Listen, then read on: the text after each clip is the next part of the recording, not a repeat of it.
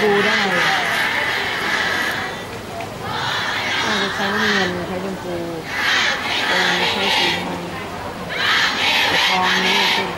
แต่ถ้าดูแบบคลาสสิกมันก็สวยอยู่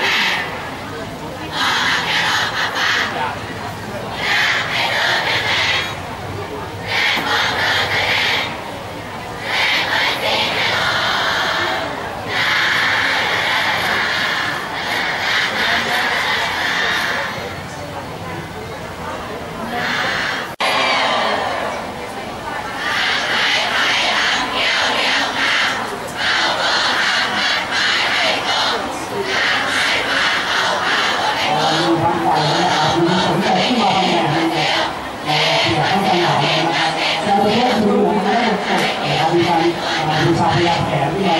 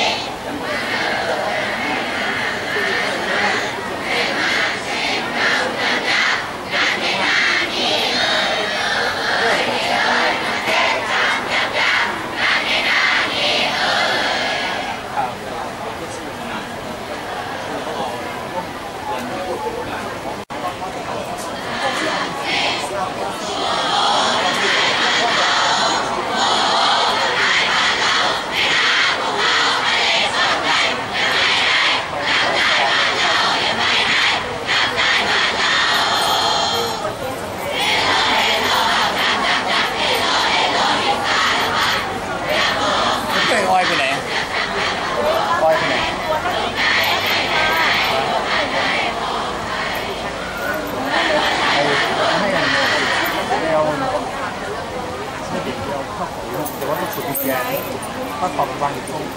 นะครับในช่วงนี้ขอให้พวกเราได้เข้าหายใจกันก่อนนะครับ3 นาทีนะครับวันนี้ผมได้นำเอาโชว์มวยระดับโลกมาโชว์การแสดงการไหว้ครูและใกล้รำไทยนะครับแล้วก็สาธิตการต่อสู้แม่ไม้และลูกไม้ในไทยนะครับดูสุพรรณสุพรรณธรรมนะครับ